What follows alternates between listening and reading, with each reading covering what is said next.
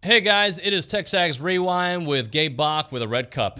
Oh, yeah, it's Solo Cup time, baby. Yeah. It is SEC.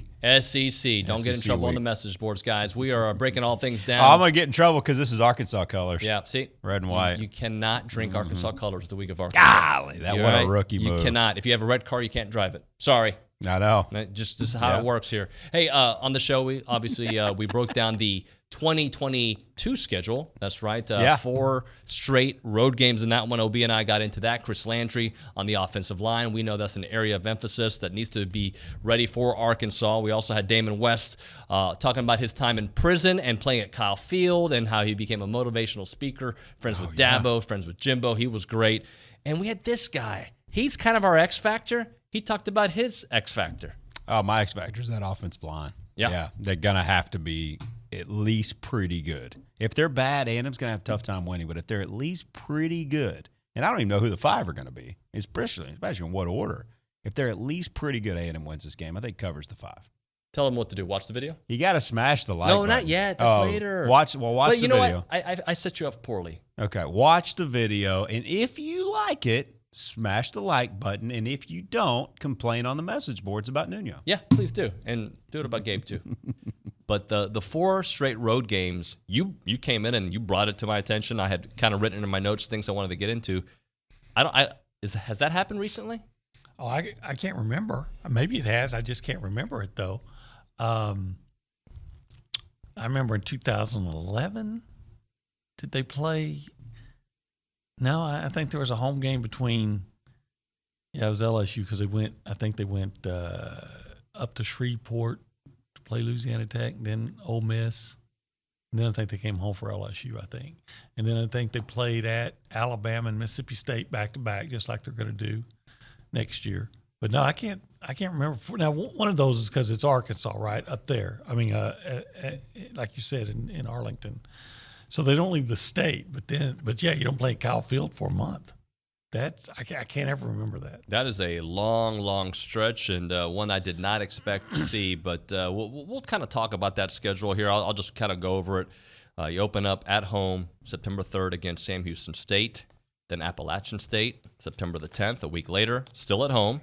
Miami the week after that. So 3 straight home games, which Not is sure who's the most difficult opponent in that 3. might be Sam Houston State. It might be. Might be. It might be Appy. Then you go to Arlington for the Arkansas game at Starkville versus Mississippi State. And again, almost a year to the date, less than 1 day, October the 8th at Tuscaloosa taking on Alabama. Then you get the open week after that, October 22nd at South Carolina. So that'll end the 4 weeks in a row. Ole Miss at home, Florida at home, at Auburn on November the 12th.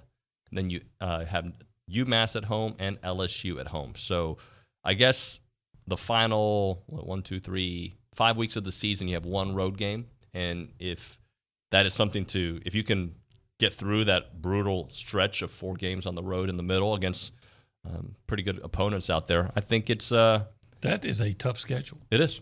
That's going to be very challenging. You put in Florida in there, and Miami at least is a name. Sam Houston is a powerhouse in its division. Appy State, ask Michigan. You can't take anything for granted.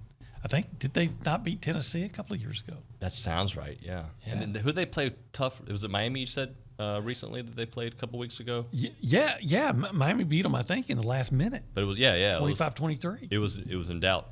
So that's going to be a seriously challenging schedule. You look forward to UMass, though. That'll be You can fun. mail that one in.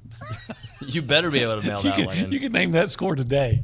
Yeah. Well, I think their frontline guys are better. They're more experienced, and the technique flaws that Jimbo's talking about were there, but it was a lot to do with the guys that they moved the guy from one position to another in the game, didn't like it, and said, this ain't working. And, a lot of it was hand placement, and a lot of it was overextension.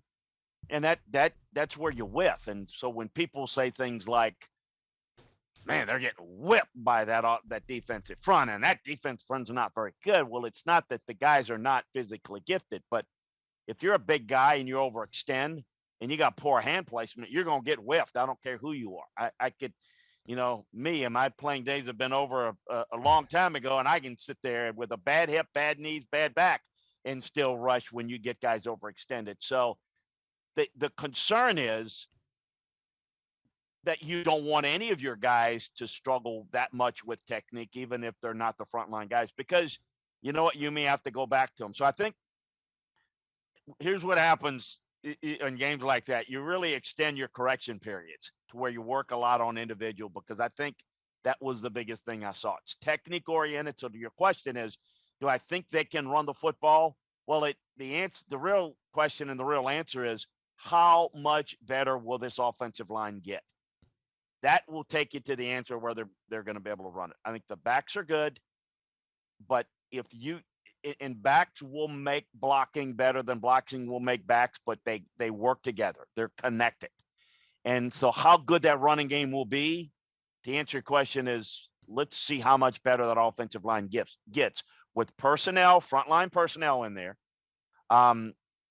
and the improvement of whoever they have to play from a technique and an assignment standpoint. If those things get better, the running game will get better.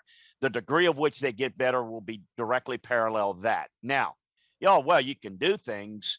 Yeah, you can put they've got a healthy use of tight ends there. Yeah, you can but that eliminates those guys in the pass game if you have to constantly keep tight ends in. One of the guys that really has been a lifeline to me with A&M was Mikado Henson. Mikado and I became friends back in 2017, I think, is when Mikado and I started getting to know each other. He brought me in to speak to the team when Coach Sumlin was here.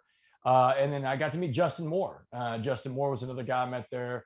I've met the AD. I met Ross and Jimbo. And Jimbo's another guy I've gotten to know pretty well over at Texas A&M. I've been able to talk to the A&M football team twice. I think it was in 2017, 2019, to share that story, that Be a Coffee Bean message during their fall football camp. And look, I love Texas A&M. I've got so many of my close friends are Aggies, but it was, it's that pride that Aggies have in their sports and what, look, there's not a lot of places that are like College Station, David.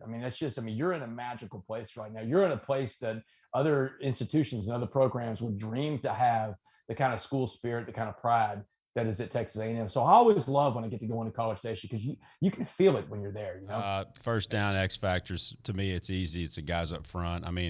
Because X, to me, you got to solve for it, and right now it's most hard to solve for the offensive line, because we don't even know who the starting five is. Never mind figuring out the positional order left to right. You could predict it. I could predict it. We could bet $5 on it, and we might get 3 of them, 4 of them. But I don't know. I don't think we're going to get it perfectly predicted left to right in order this particular weekend. Is Matthews finally fully healthy? I don't know. Is he healthy enough to practice this week? Is he healthy enough to actually play in a real game against a real physical front? I'm not sure if he's ready for that, but if he is, what do you do with Foster? Do you slide him to guard? Does he move to a second team? He struggled a little bit, but he's a true freshman. You got to give him reps to get him better, because you know how talented he is, but you also got to win football games. So the Matthews factor, is Layden Robinson healthy enough to give it a go? And if he does Kenyon stay at guard, or do you commit to that dude? My best lineman, I'm going to put him out there and commit to him at right tackle. Does Reuben Fothery go out and practice this week and win a starting tackle job? Huge X factor right there. All these guys. If Reuben, and then would Jimbo and Henson against Arkansas stick Reuben Fothery in his first ever start at left tackle at Jerry World, right? And protect the blind side of Zach Calzada. There's just so much. And if he does win a job, then what does that do with the rest of the offensive line? Who are your best 5 right now, and in what order, I think, is a huge question. So many questions. And then you factor in, okay, X. If X, which in my explanation is the offensive line, is bad, A&M's offense sputters. They're going to have trouble moving the football. A-Chain doesn't get off. Spiller doesn't get holes. Calzada doesn't get time, and you probably lose. If the offensive line is pretty good, wouldn't you take that right now? If door number 1 was O-line this weekend against Arkansas, pretty good. We're going to walk off the case. We're going to walk off the field saying they did pretty good this week. I think A&M wins this game. We win this game, and I don't think it's the grind out. If the offensive line is good pretty with good. That defense, yeah, just good enough. Yes. They're winning the game by 10. I totally agree. I mean, I think it rests on the toughness and togetherness of the boys up front. Arkansas is pretty good on defense. They got a ton of experience. They're very well coached, Barry Odom. A&M's got to run the football. Did you like it? I liked it. Hey, did you like it? I liked it. Smash the thing. Smash the like button, and if you want to watch the entire show, you can do that. Just go to TexAgs.com, become a subscriber. You're going to love it. Thank you so much for watching.